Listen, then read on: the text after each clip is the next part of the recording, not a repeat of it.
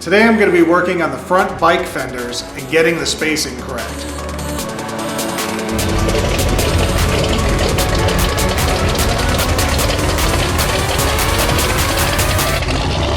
I want to see if I can maybe get those fender mounts permanently mounted. Now the reason I haven't mounted them is because I thought they would kind of get in the way of things, but because I don't have them mounted, I can't really lock anything down on the front end. And I want to get it locked down, and I also want to make sure that what I'm locking down is the correct fender length around the tire.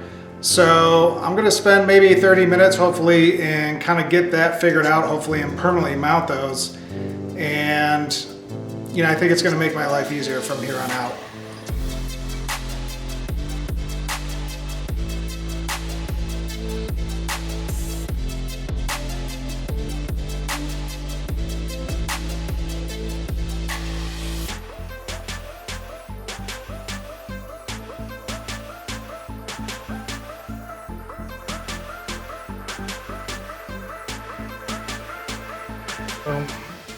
I've been doing a lot of this stuff off camera because it's just a time suck and I'm not getting much done. But anyways, if you're going to mount the bike fenders, you have to put this spacer on, and then you have to measure your distance from the wheel to center the fender on there.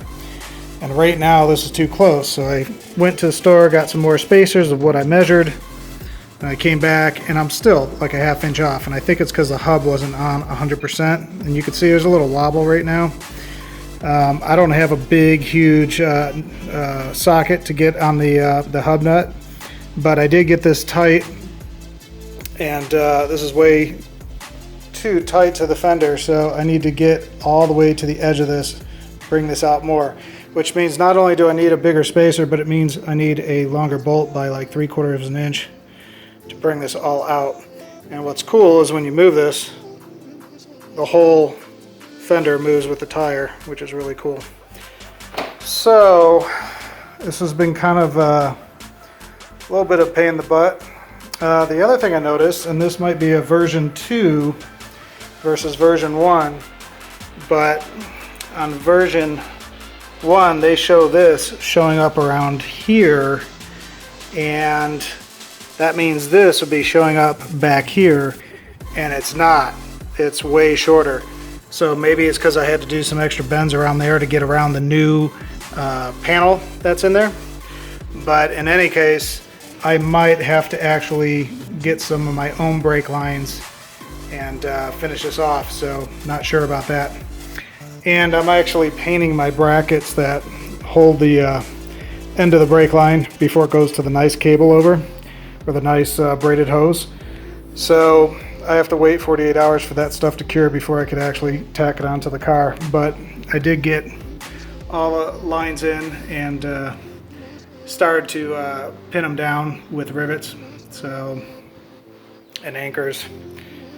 So it's coming along. The back end here came out pretty nice. I decided to put my coils on top to take some length away, and this is going to be mounted underneath here and then come down here and then flip into it. And over here there's actually a T-joint, so it comes here and then comes out there, and this will go right on an angle into that T-joint. So that's kind of ready to go. I need to take that sticker off. And I just got word from Factory 5 that these are not working correctly, and they're sending me out what I believe to be lengthened versions of these, because the angle of this or something, like it's causing the drive shaft not to fit or something like that. So all the work that went into modifying freaking painting these things is out the window. So we'll see what happens when they come in, but we'll go from there and see what happens. All right, so I'm catching up on another day here, and you know, I went through my manual and I kind of read from beginning all the way to like 3/4 through, just to see what's coming down the pike, what have I missed, things that weren't making sense, you know, try to dot my I's, cross my T's, And it was actually fruitful. There's a lot of good stuff that I got from it, made some short notes.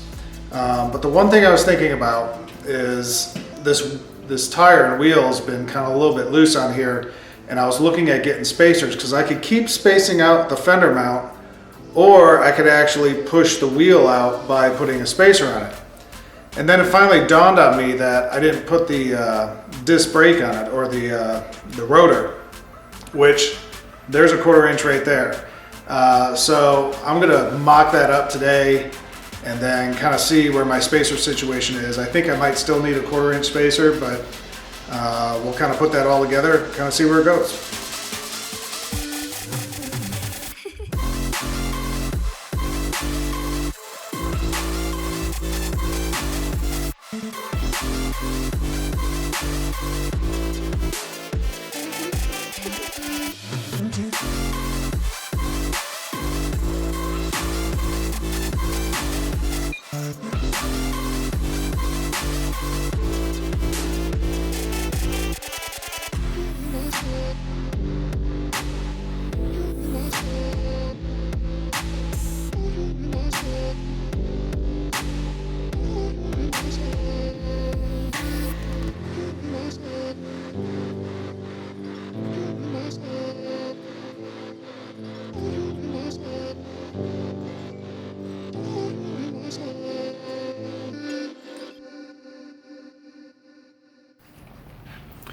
Wanted to get an idea of how good the paint matches, and a little different lighting, but